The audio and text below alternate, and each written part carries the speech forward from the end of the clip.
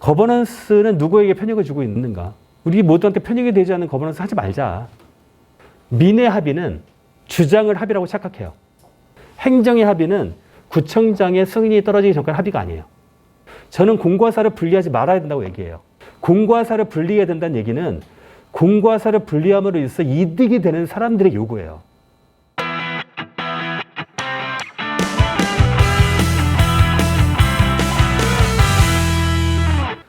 거버넌스가 범람하고 있는데 모든 사람이 거버넌스 하느라 죽겠대요. 힘들어서. 근데 왜 하냐고. 그래서 제가 보니까 다양한 주체들이 민관, 관관, 민민, 다양한 분야, 교육뿐만이 아니에요. 문화, 복지 등등.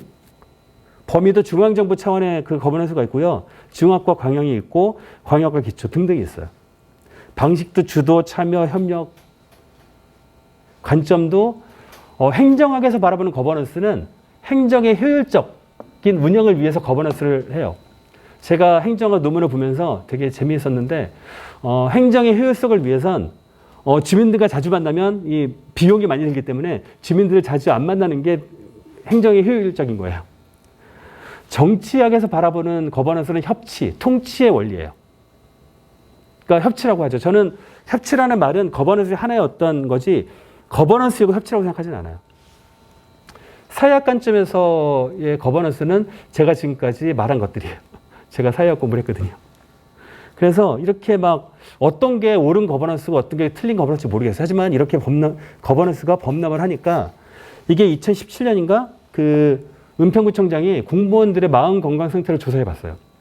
예전에는 주로 뭐 교통 그런 데가 이제 그 민원부서였거든요. 민원들이 많은 부서가 적색불이 켜 있었는데 거버넌스를 하고 나니까 협치부서가 제일 울긋불긋하죠. 힘들어 죽겠는 거예요. 그래서 제가 도대체 누가 거버넌스 원할까? 이렇게 힘든데 왜 할까? 아니, 민은 민대로 힘들다고 그러고 관은 관대로 힘들다고 그러고 거버넌스는 누구에게 편익을 주고 있는가? 우리 모두한테 편익이 되지 않는 거버넌스 하지 말자. 우리 모두에게 편익이 될 수 있는 어떤 문제 해결의 솔루션으로 거버넌스를 사용하자. 그러기 위해서 노력하자. 서로 주도하고 자기의 상수만 요구하는 것이 아니라 이런 것들이 필요하다. 성찰이 필요하고 되돌아봄이 필요하다는 거예요. 저는 합의해야 되는데 우리는 합의를 한답시고 합의하는 방식조차도 합의하지 못해요. 이를테면 거버넌스 테이블에 딱 가서 얘기를 하면 민의 합의는 주장을 합의라고 착각해요. 열심히 얘기하고 합의도 안 했는데 그 자리를 떠나요. 다음에 와가지고 그때 합의하지 않았냐고. 어이가 없죠. 제가 그런 경우를 너무 많이 봐가지고 그건 합의가 아닌 거예요. 주장이지. 주장과 합의를 구분해야 돼요. 행정의 합의는 여기에서 행정이 어떤 권한을 가지고 참석하지만 합의를 했다고 하더라도 그 합의가 구청장의 승인이 떨어지기 전까지 합의가 아니에요. 그러면 얘기를 해야죠. 오늘 회의가 됐고 행정이 움직이기 위해선 구청의 사인이 필요하다. 최대한 그 여기 합의를 구청장이 뭐 그거를 반대하실 일이 없으니까 절차상 이 결재가 나야 합의가 된 거다. 이런 합의의 방식을 먼저 합의하고 가야죠. 인간은 의도적으로 부정하기 쉽지 않아요. 근데 자기한테 약간 불리한 그런 결과는 쟤들이 부정해서 그래라고 이제 오해를 하는 거예요. 인간은 부실할 수 있어요. 그리고 인간이 부실하지 않고 완벽하다면 그 완벽한 인간이 만든 세상이 이따위라면 우리는 정말 불행할 거예요. 인간은 부실하기 때문에 미래에 더 나아질 수 있다는 희망을 가질 수 있어요. 그게 얼마나 다행인지 모르겠어요. 근데 그 부실함을 인정해야 돼요. 판사가 독립된 헌법기관이지만 그 사람이 자기의 삶의 맥락과 자기의 출신과 경험과 전혀 무관한 판결을 낼 수 있습니까? 없어요. 저는 공과 사를 분리하지 말아야 된다고 얘기해요. 왜냐하면 공과 사를 분리해야 된다는 얘기는 공과 사를 분리함으로 인해서 이득이 되는 사람들의 요구예요.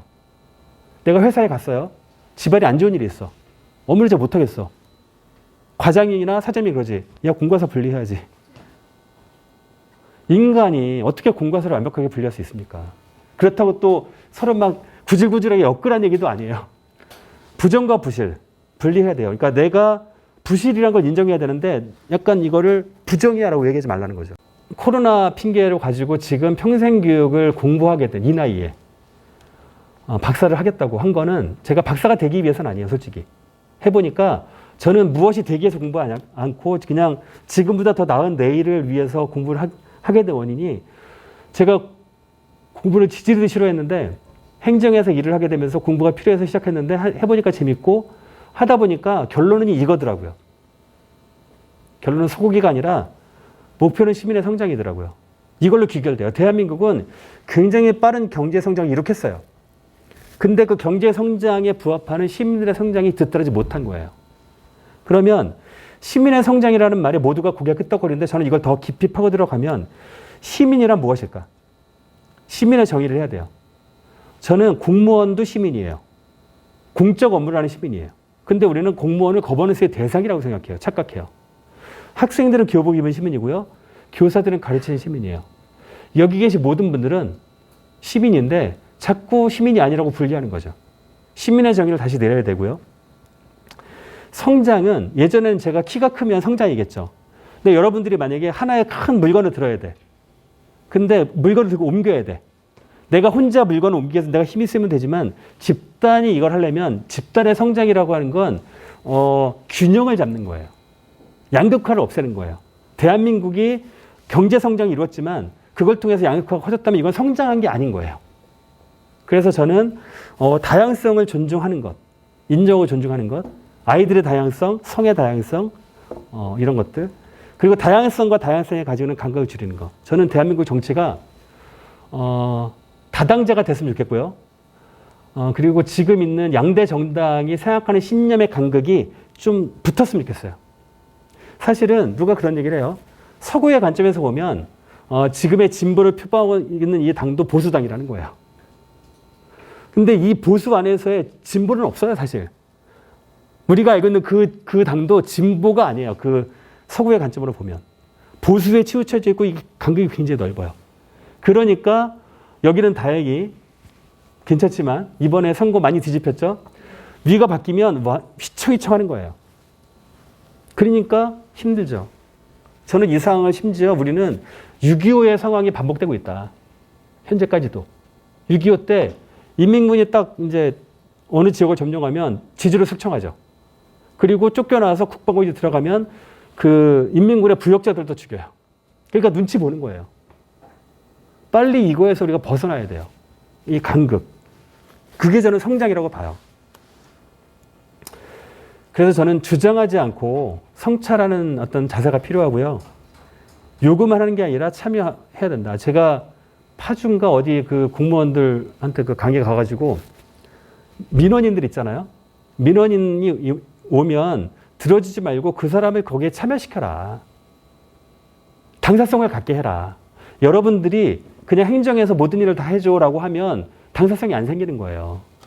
거버넌스라고 하는 건 여러분 모두가 이 지역의 행복과 성장에 대한 당사성을 갖는 거예요. 그리고 그 당사성을 기꺼이 행정이 내어주는 거예요.